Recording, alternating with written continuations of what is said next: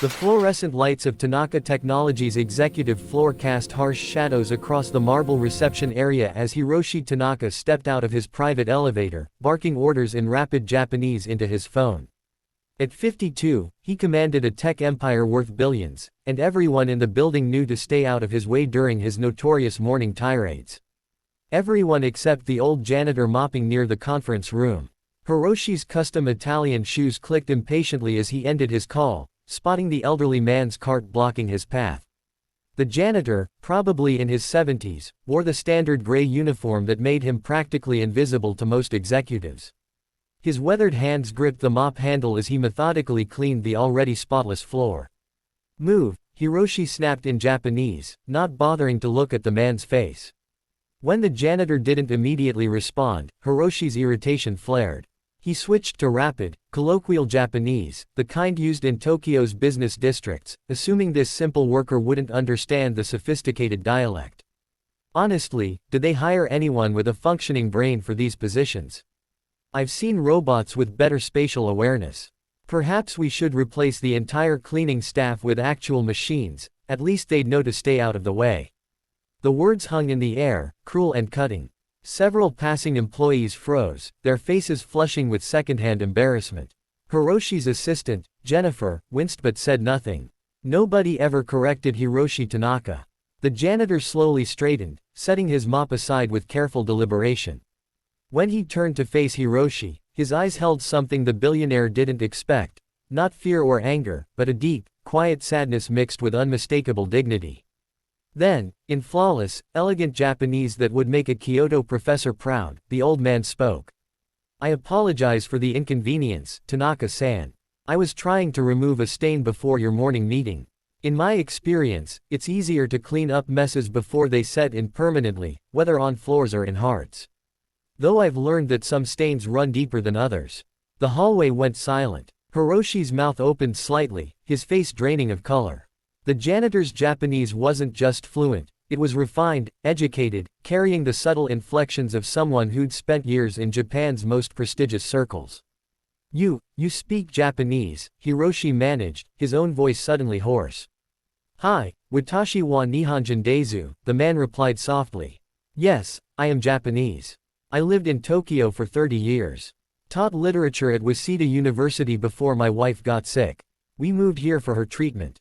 He paused, his weathered face betraying a lifetime of stories. "She passed away 2 years ago. The medical bills were substantial.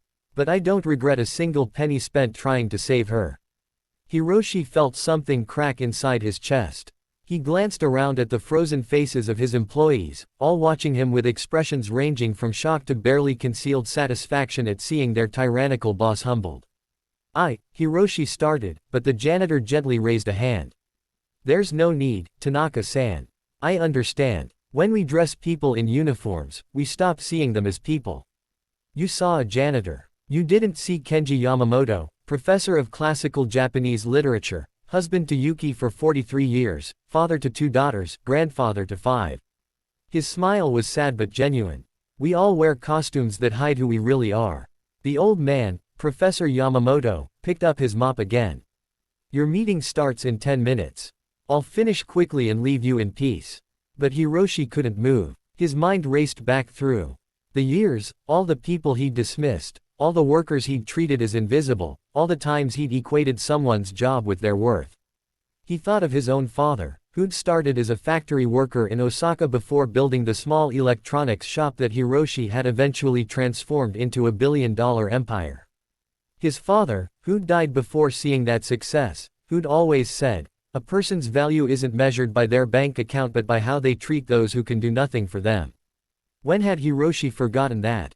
"Professor Yamamoto," Hiroshi said quietly, his voice trembling slightly. The old man paused. Would you join me for tea? After my meeting?" Kenji looked up, surprise flickering across his weathered features. "Tanaka-san, you don't need to. Please." Hiroshi bowed, actually bowed, deeply, the way one shows respect to an elder or honored teacher in Japanese culture. His employees gasped. Hiroshi Tanaka never bowed to anyone.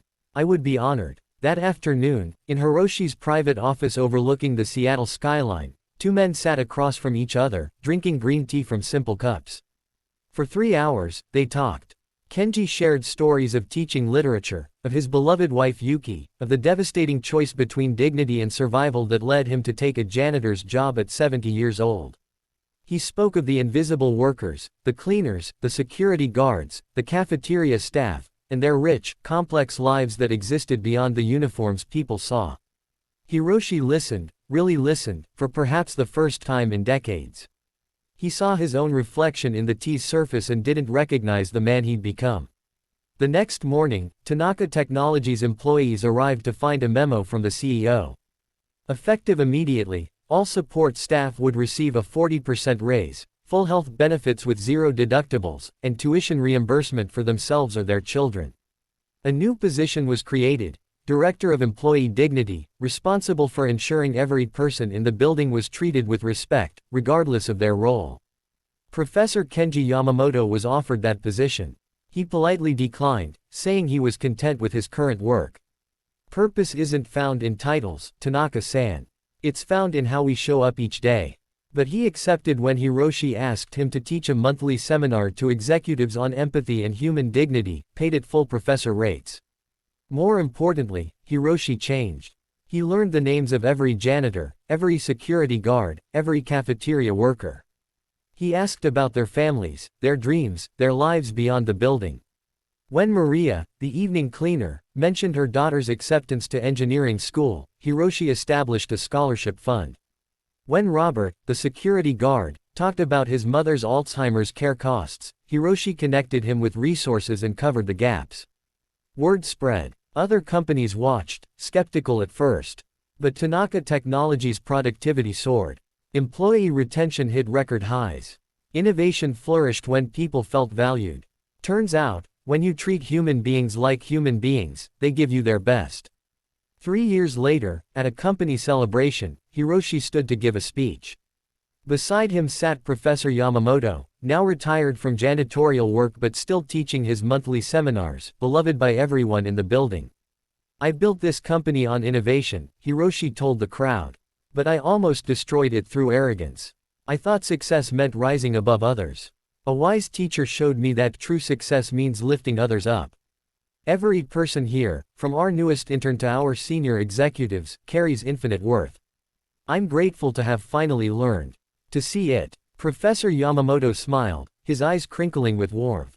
After the speech, as the celebration continued, he pulled Hiroshi aside. Yuki would have liked you, Kenji said softly, the man you've become. She always said that shame can either break us or break us open. You let it break you open. Hiroshi felt tears prick his eyes. I can't undo my past words, Professor. But I'm trying to make my future ones count. That's all any of us can do, my friend. As they stood watching employees from every level of the company talking and laughing together, truly seeing each other, Hiroshi understood the real meaning of wealth. It wasn't in his bank account. It was in this, the richness of human connection, the value of dignity, the treasure of treating every person as someone's beloved child, parent, or grandparent. He'd been a billionaire for years. But that day in the hallway, when a janitor spoke perfect Japanese, was when Hiroshi Tanaka finally became rich.